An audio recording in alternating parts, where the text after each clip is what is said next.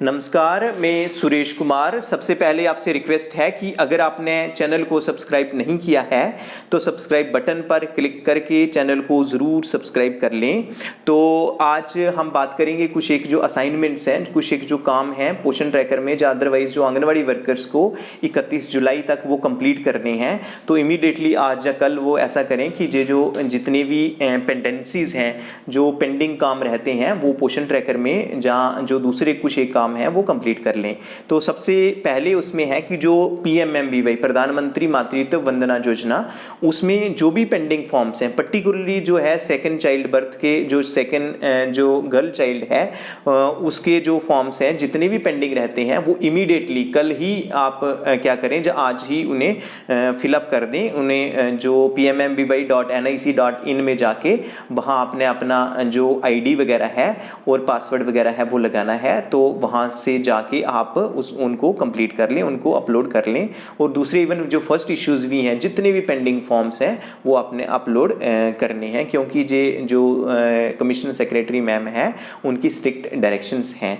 उसके बाद जो दूसरा काम करना है, आपने क्या करना है कि जो अभी भी देखते हैं कि जो आधार वेरिफिकेशन है बेनिफिशियरी का, वो हमारा सैचुरेशन पॉइंट तक नहीं पहुंचा है। सैचुरेशन पॉइंट का मतलब होता है कि 100% नहीं हुआ है, कि कुछ एक प्रोजेक्ट 95 है, 96, 97 इस रेंज में चल रहा है। तो हमारी कोशिश होनी चाहिए कि जो हमारी स्टेट है वो टॉप करे, हमारी जो यूटी है वो टॉप करे। इसलिए आपने कोई भी, जैसे अगर एक बेनिफिशियरी का एक सेंटर में जो आधार है वो अनवेरिफाइड रहता है तो उसकी प्रॉब्लम ये होती है कि अगर सभी को हम काउंट करें तो यूटी लेवल पे वो बहुत ज़्यादा बेनिफिशियरीज हो जाते हैं, वो जो परसेंटेज है वो बहुत ज़्यादा बढ़ जाती है। तो अगर आंगनवाड़ी वर्कर अपना, हर एक आंगनवाड़ी वर्कर अपने देख लें, एक आधा बेनिफिशियरी होगा जिसका आधार वेरीफाई नहीं होगा, रीचेक कर लें। अगर किसी का नहीं हुआ है तो इमीडिएटली वो क्या करें कि आधार वेरिफिकेशन कर लें। ये दो काम हुए। तीसरा ये है कि वो डैशबोर्ड चेक कर लें। डैशबोर्ड में जो होम विजिट्स हैं उनको चेक कर लें। अगर कोई पेंडिंग रहता है तो उस केस में जो होम विजिट है वो भी कंप्लीट कर लें। अगर ग्रोथ मॉनिटरिंग में हाइट एंड वेट किसी बेनिफिशियरी का नहीं किया हुआ है तो वो भी कंप्लीट कर लें। तो इसमें जे काम है, जो 4-5 काम है जे कंप्लीट करने हैं। उसके बाद जे भी कुछ एक बार देखने को आता है कि जो आंगनवाड़ी जो सेंटर है वो मिनिमम 21 दिन ओपन होना चाहिए। जो ICDS की गाइडलाइन हैं कि 21 दिन जो हमारा आंगनवाड़ी सेंटर है मिनिमम ओपन होना चाहिए। लेकिन कुछ एक कई बार ऐसा होता है कि डेली ट्रैकिंग में आंगनवाड़ी वर्कर्स कुछ एक हैं, सभी नहीं है। हमारी आंगनवाड़ी वर्कर्स बहुत डेडिकेटेड हैं, लेकिन कुछ एक हैं जो कि भूल जाती हैं। जो अटेंडेंस, जो डेली ट्रैकिंग है वो अपनी अटेंडेंस करना भूल जाती हैं, आंगनवाड़ी सेंटर ओपन करना भूल जाती हैं। तो वो अपने रेगुलर बेसिस पे वो कभी भी गलती नहीं करनी है। और सेकंड गलती कुछ एक ये करती हैं, वो कहती हैं मेरी गलती से आंगनवाड़ी सेंटर ओपन की जगह क्लोज पे जो हाथ है वो लग गया है, तो उससे क्या हुआ कि क्लोज हो गया। अब क्या करें, तो उसमें कोई जो उसके बाद जो है वो ओपन हम नहीं कर सकते। एक बार हम क्लोज कर देंगे उसके बाद ओपन हम नहीं कर सकते। तो वो क्या करें कि जब भी जो वाज आंगनवाड़ी सेंटर ओपन है उस जो ऑप्शन देखें तो वो बड़े ध्यानपूर्वक क्या करें कि यस पे ही करें क्लिक। और उसके बाद जितने भी डेली ट्रैकिंग वाले इंडिकेटर्स हैं वो डेली बेसिस पे आपने, जैसे ही 10 बजते हैं, जैसे ही आपका सेंटर खुलता है, अगर 9 बजे खुलता है तो आपने 9 बजे सबसे पहले यही काम करना है, डेली ट्रैकिंग करनी है। ये तो डेली की बात हुई। तो हम बात कर रहे थे कि 31 जुलाई तक और क्या क्या करना है। तो आपने क्या करना है कि जो एक मेन प्रॉब्लम आ रही है, हम देखते हैं कि जैसे हम CDPOs वाली ID, जहाँ जो डिस्ट्रिक्ट प्रोग्राम ऑफिसर वाली ऑफिसर्स वाली जो IDs हैं वो लगा के जब हम देखते हैं तो उसमें ये एक प्रॉब्लम है कि जो THR है, जो टेक होम राशन है, उसमें जो आपको पता ही है कि जो टेक होम राशन है वो प्रेग्नेंट लेडीज जो है, जो गर्भवती महिलाएं, जहाँ लैक्टेटिंग मदर्स, दात्री महिलाएं और 6 महीने से लेके 3 साल तक के बच्चों का अपलोड करना होता है।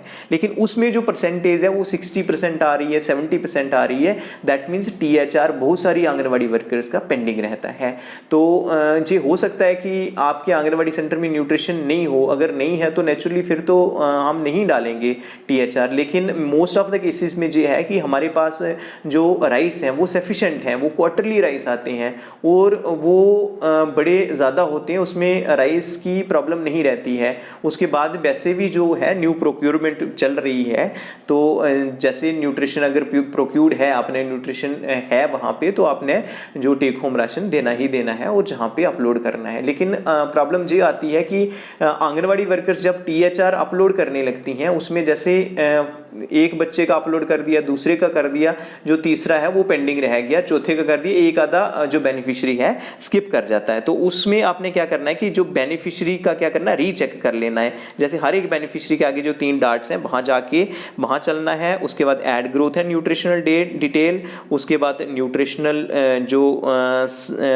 सप्लीमेंट्स हैं, उसके बाद जो न्यूट्रिशनल इंटरवेंशंस आती हैं add growth and nutrition intervention में, जैसे यहाँ पे number of days for which THR has been provided, जहाँ पे अगर आपका लिखा आ रहा है 24 दिन आ रहा है, 23 दिन आ रहा है, तो दैट मीन्स आपने क्या किया है कि वो फिलअप कर दिया। इसलिए इसी तरह आप क्या करें कि एक एक बेनिफिशियरी का चेक कर दें, ताकि आपकी जो सेंटर है, आपका जो सेंटर है उसमें कोई वो कमी नहीं रहनी चाहिए। तो अगर आप एक एक सभी सेंटर्स का ऐसे ही होगा तो प्रोजेक्ट में कोई कमी नहीं रहेगी, प्रोजेक्ट की रिपोर्ट 100% जाएगी, और सभी प्रोजेक्ट्स की रिपोर्ट जब 100% जाएगी तो डिस्ट्रिक्ट लीड करेगी, सभी डिस्ट्रिक्ट लीड करेंगी, तो स्टेट जो जहाँ UT है उसका ऑटोमेटिकली जो फिगर है वो अच्छी जाएगी। उसके बाद जो नेक्स्ट 2 काम और हैं वो हैं जे मोर पे जैसे ही आप जाएंगे तो उसमें जो है आपने इवेंट्स पे जाना है, उसमें VHSND चेक कर लेना है। जैसे ये जो मैम हैं जो रिस्पेक्टिव आंगनवाड़ी वर्कर्स हैं, तो इन्होंने जो VHSND लगाया है। आपको पता ही है कि जो VHSND है जो थर्सडे मतलब वीरवार को सेलिब्रेट किया जाता है। तो अगर आपने फिलअप नहीं किया है तो जिस वीरवार को, जिस गुरुवार को, जिस थर्सडे को आपके सेंटर में सेलिब्रेट हुआ है वो आपने डेट फिलअप कर देनी है। फिर एक बार दोबारा से चेक कर लेना है कि कोई कम्युनिटी बेस्ड इवेंट पेंडिंग तो नहीं रहता है, तो आप दोबारा से चेक करेंगे, अगर कोई पेंडिंग रहता है तो वो फिलअप कर देना है। तो ये छोटी छोटी चीज़ें, अगर हम इन छोटी छोटी चीज़ों पे ध्यान रखते हैं तो हमारा जो पोषण ट्रैकर है जो स्ट्रीमलाइन होगा। अभी प्रॉब्लम ये चल रही है कि जो चीज़ें हैं वो स्ट्रीमलाइन नहीं हुई है। एक बार स्ट्रीमलाइन हो जाएंगी तो हमें जैसे सैलरी की प्रॉब्लम रहती है, जहाँ हॉनरेरियम की प्रॉब्लम रहती है, वो मंथली बेसिस पे आ जाएगा, क्योंकि अभी जो चीज़ें हैं वो हमारी स्ट्रीमलाइन हो रही है। लेकिन अभी भी जहाँ कमियां हैं, अगर हम सेंसिटिव होके, अगर हम अलर्ट होके अपना काम करते हैं, अगर हम अपना स्मार्ट वर्क करते हैं, तो उससे ये सभी चीज़ें जो हैं जो ऑटोमेटिकली स्ट्रीमलाइन हो जाएंगी। उसके बाद आपने क्या करना है कि ये भी देखना है, जब जैसे ही आप मोर पे जाते हैं तो ऊपर जो आंगनवाड़ी वर्कर का जहाँ नाम होता है, कॉन्टैक्ट नंबर होता है, व्यू प्रोफाइल में जाना है। तो जितने इंडिकेटर अगर आपने भरे हैं तो वेल एंड गुड, अगर प्रोफाइल में नहीं भरा है तो वो आपने दोबारा से भर देना है। उसके बाद आंगनवाड़ी जो हेल्पर की प्रोफाइल है वो भी फिलअप कर देनी है। उसके बाद आंगनवाड़ी सेंटर का स्टेटस अगर आपने नहीं किया है तो वो भी कर देना है। तो आपको पता ही होगा कि जो आंगनवाड़ी सेंटर का इंफ्रा है वो CDPO वाली ID में, जहाँ जो कंसर्न्ड सुपरवाइजर हैं उनकी ID में जाके इंफ्रा वहाँ से ही फिलअप होगा। मैंने वीडियो बनाया था, अगर कोई आपको प्रॉब्लम आ रही है तो आप वहाँ पे रिविजिट कर सकते हैं, उस वीडियो में देख सकते हैं कि वहाँ यही होता है कि वहाँ एक बार क्लिक करेंगे सेंटर को तो वो सामने वो जो साइट वो जो है ओपन नहीं होता है। आपने डबल बार सेंटर को लॉग करना है, तो जब डबल क्लिक करेंगे तो उसके बाद जो है वो ओपन हो, सर्च पे जाएंगे तो वो ओपन हो जाएगा। तो जो भी इंडिकेटर्स हैं वो आपने करेक्टली भरने हैं, ताकि अगर कहीं पे वाटर फैसिलिटी अवेलेबल है तो आपने यस लिखना है, अगर